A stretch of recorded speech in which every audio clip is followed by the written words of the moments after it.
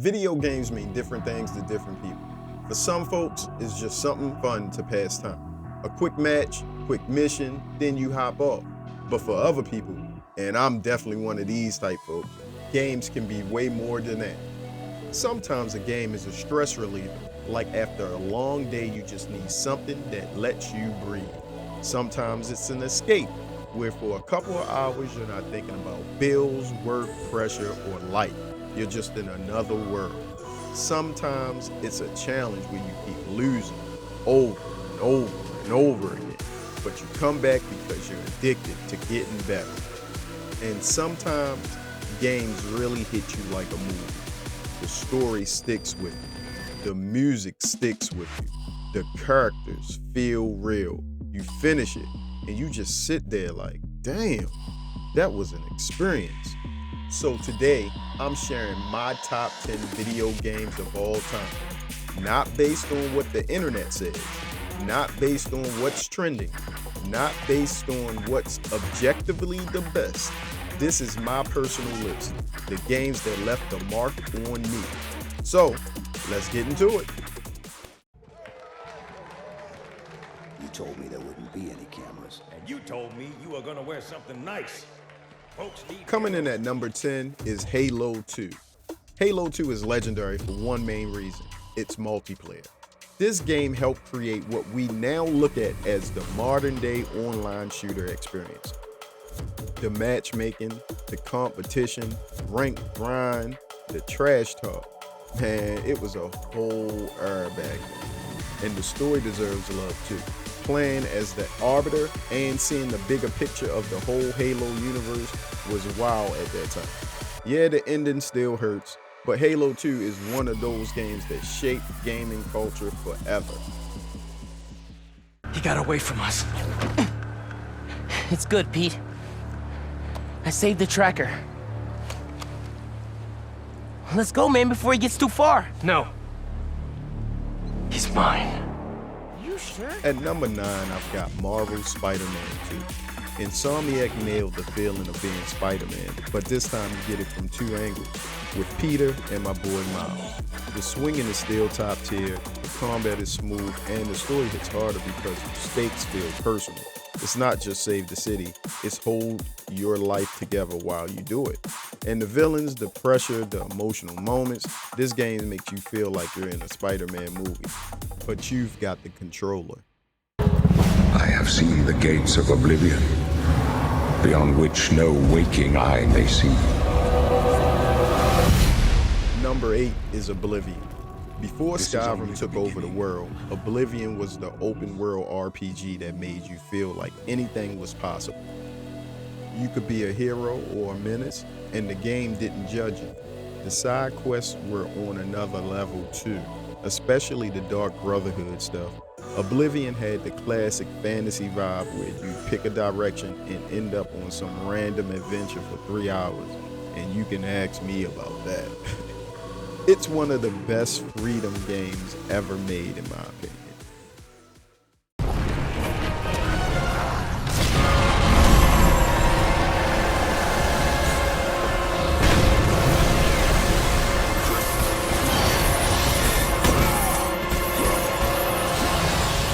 At number 7, I've got God of War 3. This is peak Kratos in his most savage form. Like every 5 minutes you're doing something that feels illegal. The boss fights are massive, the action is non-stop, and the scale is ridiculous. You're not just fighting enemies, you're fighting gods, titans, the entire world is falling apart around you. And even today, the remastered version still looks and feels strong. God of War 3 is pure power fantasy done right. We're at war. No one wants to admit it, but humanity is under attack. One very Number 6 is Mass Effect 2. This is one of the best examples of storytelling in gaming because your choices feel like they matter. The loyalty missions made every character feel real. You weren't just building a squad, you were building relationships, trust, and history. And then that final mission, the suicide run, that shit is legendary. The tension, the music, the risk of losing someone you actually care about is unforgettable. Mass Effect 2 is sci-fi RPG greatness. Abs, you gotta see this. Dad? Careful. See? I've got my little girl to keep me safe. Come on, baby girl. I got you. Is it? At number 5, I got The Last of Us Part 2. And yeah, I already know this game is divisive. People have strong opinions. But me personally, I can't deny what it does on a technical and emotional level. The graphics, the acting, the sound design, it's one of the most polished games ever made. And the combat is brutal in a way that feels grounded. Every encounter feels desperate, like you're scraping by. Whether you love the story or hate the direction, one thing is true.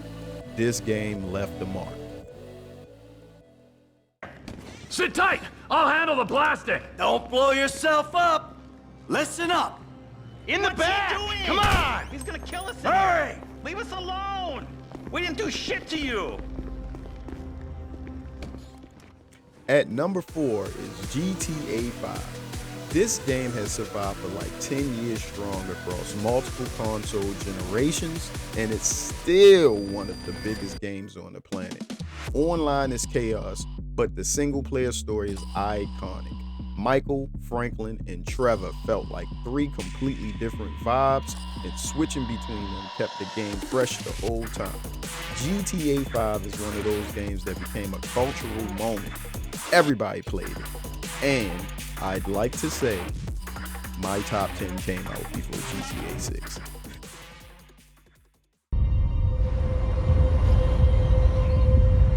The Golden Order is broken to its core. All right, we're at the top 3. And at number 3, I've got Elden Ring. This is what happens when From Software takes their insane boss design and atmosphere and drops it into a true open world. The best part is the freedom. If something is too hard, you can leave, explore, level up, find new gear, and come back stronger. The feeling of discovery, walking into places you weren't ready for and surviving anyway, is something most games can't replicate. Elden Ring is challenging, beautiful, mysterious, and rewarding. It's a modern classic. So what happened to 617 and the others? Fill me in, Admiral Walter.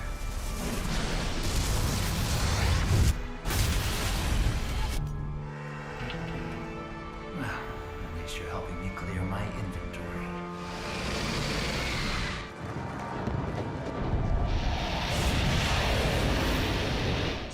At number 2, I've got Armored Core 6 Fires of Rubicon. And I'll be real, some people slept on this game, but if you actually played it, you know.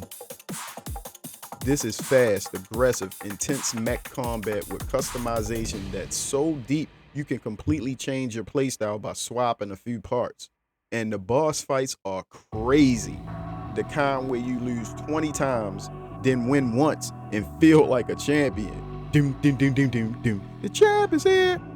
Armored Core 6 is one of the most fun games I've ever played.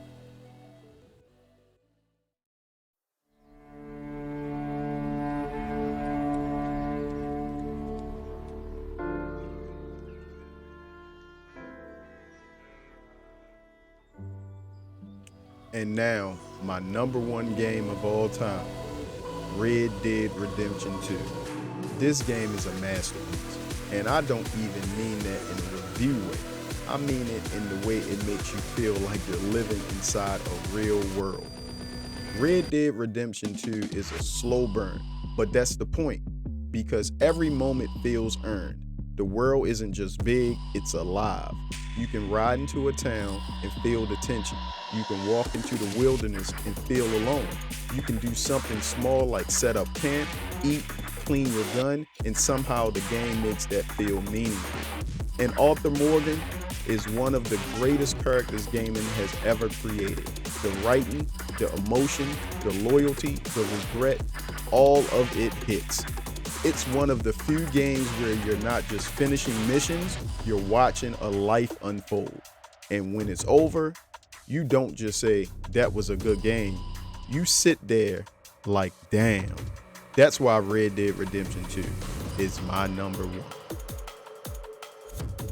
So that's my top 10 games of all time. If you agree with any of these, let me know in the comments. And if you don't, drop your #1 game and tell me what I missed. Make sure you like, subscribe, and I'll catch y'all in the next video. Peace.